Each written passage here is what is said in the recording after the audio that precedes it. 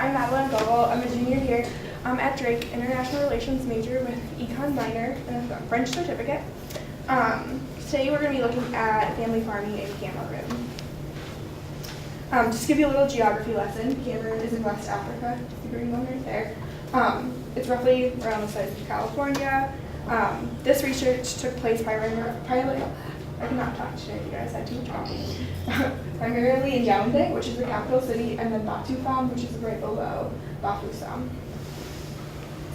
All right, to give you a little background, I spent a semester in Cameroon last year with the School for International Training, SIT.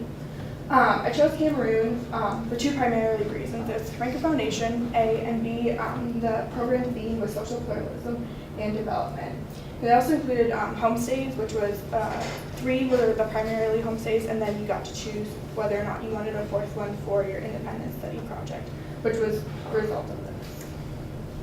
To give you the basics of family farming, FAO defines it as family farming is predominantly a form of agriculture within a food production sector and preserves the traditional food products while contributing to a balanced diet and safeguarding the world's agrobiodiversity and the sustainable use of natural resources. Currently, there are roughly 50 million family farms worldwide, which make up 56% of the world's agricultural production. The objective of this research was to gain a greater understanding of family farming within the nation of Cameroon. Originally, the aim was to see how family farming boosts the economy within the country, but after a couple interviews and some research, it was kind of found that there really wasn't any basic knowledge within Cameroon. Talking to the World Bank in Yaoundé, Emmanuel Sene, the rural, kind of like the heading of the rural agricultural program there, wasn't able to give me a lot of information on the topic, and so that kind of led to a greater need for basic research. The relevancy of the project was that 2014 was the United Nations International Year of Family Farming, and so using that as a promotion throughout the country, Cameroon, through the Ministry of Agriculture, kind of used this as their push for more promotion. To look at the challenges of the research, we were looking at the challenges and successes that arise through the practice of petite agriculture, which is family farming in French, by family farms in Cameroon. The second research question was, how does the Cameroonian government currently support family farms in Cameroon? Whether that's through aid, through research, through the distribution of seeds, such and such. The hypothesis for the first question was family farmers are met with challenges that come with the production of agricultural goods and the ability to get products to market, which is transportation, distribution, imports, exports, and such. The successes of family farming include the production of wholesome, available products, as well as the sustenance through the means of which agricultural goods and monetary gains can be made through the sale, whether it's in market or through trade. Here's just a kind of definition of family farming given by the UN. Essentially, it's all family-based agricultural activities, and it's linked to several areas of rural development. Family farming is a means of which organizing agricultural production, which is managed and operated by a family and predominantly reliant on family labor, including both men, women, and men, as well as children. Looking at food security, you also have to look at food insecurity, which is not having sufficient availability of or access to the use of food, whether it's due to weather, conflict, or prices. Food security is all-time access to sufficient, safe, and nutritious food to maintain a healthy lifestyle or active lifestyle. And that's then broken down into 3 subcategories, which is food availability, food access, and food utilization. Breaking down the country, it's a population of 23 million people and is roughly the size of California. 41% of the rural population make up 80% of the poor people within the country. Outside of the 2 main cities of Yaoundé and Douala, you can find 41% of the population, roughly. Roughly about 70% of the labor force is within agriculture. And then, so it becomes a dominating sector. It's mostly what rural areas kind of make their profit of and such. And it holds about 20% of the GDP of the country. Though Cameroon is considered a roughly food secure country, there are threats of drought in the north and as well as preservation of food in the northern regions of Cameroon. Roughly there's 30% loss of product every season. This is due to lack of preservation and lack of knowledge for such preservation. Through the potential of this food preservation, whether it's dry, freezer, or distribution within and outside of the country, is kind of what they have as potential. Kind of the why, how, where, and what of the research was why the subject of family farming in Cameroon is important is because of the lack of research. The lack of research then leads to a lack of funding, a lack of distribution of the food from the country. There's a lack of relationship between the family farmers and the ministries within the government. It was really important for me to find that there are voices within the family farming community. There isn't a connection between the ministries within Yaoundé and Douala and then the family farmers that are outside these cities and throughout the country. Through this, we wanted to gain more information that can be helpful for both the World Bank and ministries throughout the country, and it mostly relies on primary sources for the actual research, and then secondary sources for the basic knowledge. The location of the research took place within the capital city of Yaoundé and then a small rural village of Batoufam, the chieftaincy in the west region of Cameroon. I chose Yaoundé for my base because it's the capital, it's access to the ministries, being able to talk to people within that, officials. The World Bank is also, for the region, it's located in Yaoundé, and so having that access was really important to making it like a basis line for the information. ACTIC is a nonprofit within Yaoundé, and is who I kind of my go-to within the city. My mentor was an employee of them and just kind of helped me with understanding where I needed to go, why I should go to Batoufam or why I should go somewhere else. Also, the access of internet within Yaoundé was really important for the secondary information and the gathering of that. We chose Batoufam for two reasons. Our group had previously met with the chief of Batoufam, was able to see the area of something that I was semi-familiar with. The chief also himself is very open to research, Westerners, visitors. Their chieftaincy often hosts tourists, and it's very common for people to be there. Also, just the access of being able to get to and from. For the research, through the program, you have to be within 24 hours of the capital city of Yaoundé. And so it was really important for me to stay within that area and be able to have access to getting back.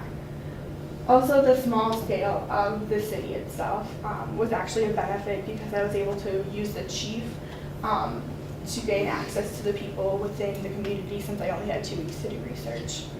Also, my program director thought it was really important for me to be able to have this opportunity. It's not something that everyone gets to do every day. And so me and another student were able to live there in the cheffery for 2 weeks and just kind of hang out and also do interviews and such.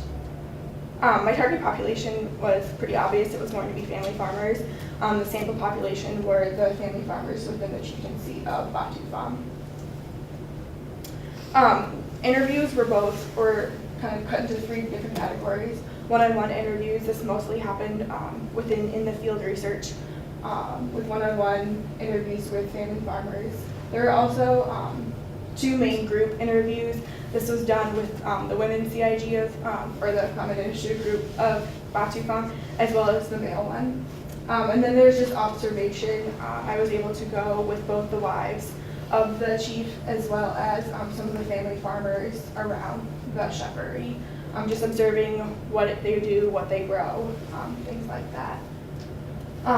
So this was kind of broken down also into 3 categories. I had professional interviews, local officials, and then in the field.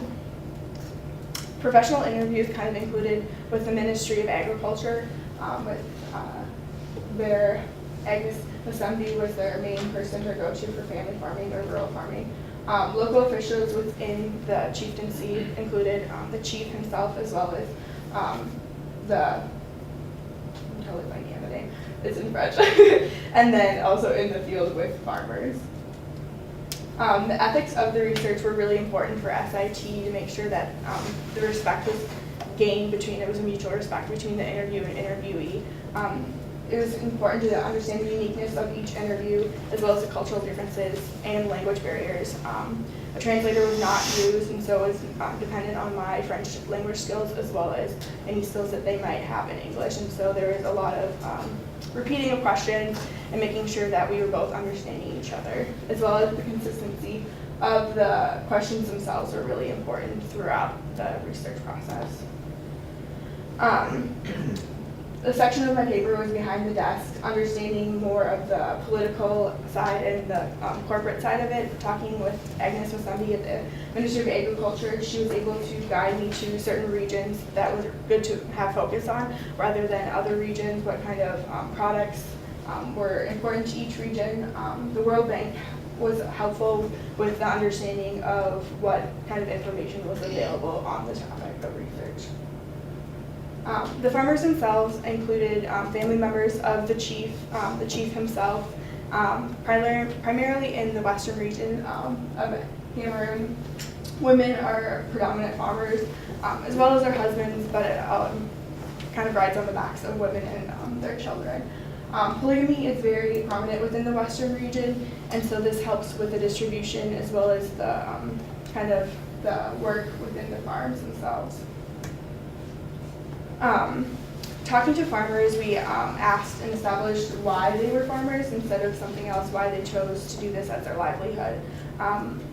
When we talked about the chief and the family farmers throughout Batifam, it was mostly having to do with the survival and just the necessity of having 3 meals a day. Essentially, outside of the access to lower level education, there's not much else for commerce within these areas.